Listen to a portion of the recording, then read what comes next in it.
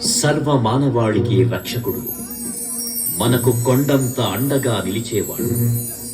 మనసులో తలచిన వెంటనే గుండెల నిండా ధైర్యాన్ని నింపగలిగే మహాయోధుడు, అభయహస్తంతో ఎల్లవేళలా మనల్ని కాపాడే ఆ పవనపుత్రుడిని ఇప్పుడు మనసారా స్తుతించుకుంటూ శ్రీ పంచముఖ ఆంజనేయ స్వామిగా అవతారమెత్తిన కథని దృశ్య రూపంలో తిలకిద్దాం రండి.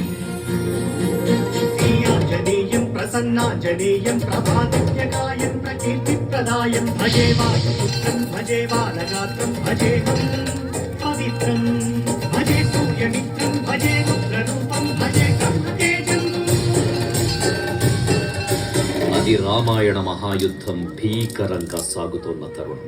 శ్రీరామచంద్రుని సారథ్యంలో వానర సైన్యంతో విజృంభిస్తూ లక్ష్మణస్వామి తనతో పోరాటం చేస్తున్న రావణుడి కుమారుడు ఇంద్రజిత్ తలని బాణంతో ఒక్క వేటుతో వేరు చేశాడు. ఇంద్రజిత్ మరణ వార్త విన్న రావణుడు ఆవేశంతో ఊగిపోయాడు. ప్రతీకారం కోసం పాతాళ లోకాధిపతి తన సోదరుడు అయినటువంటి మహిరావణుడి సహకారం కోరాడు.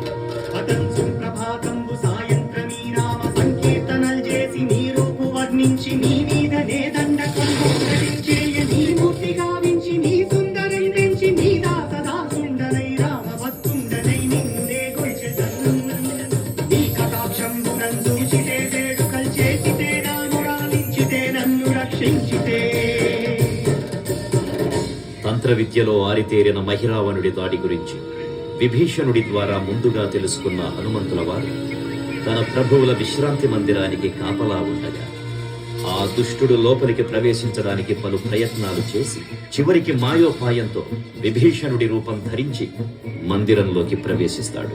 నిద్రిస్తున్న రామలక్ష్మణులను అపహరించి పాతాళ లోకానికి తీసుకునిపోతాడు.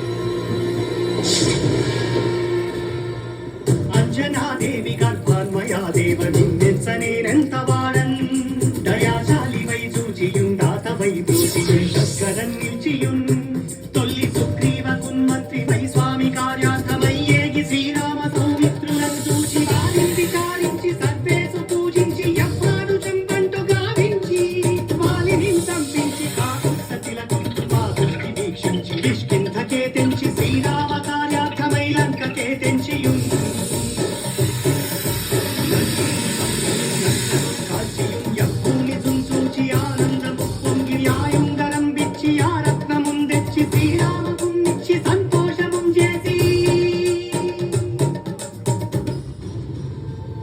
తన ప్రభువులను కాపాడుకోవడానికి వాయువేగంతో పాతాళ లోకానికి చేరుకున్న ఆంజనేయ స్వామికి సగం మొసలి సగం వానర రూపంలో ఉన్న వింత జీవి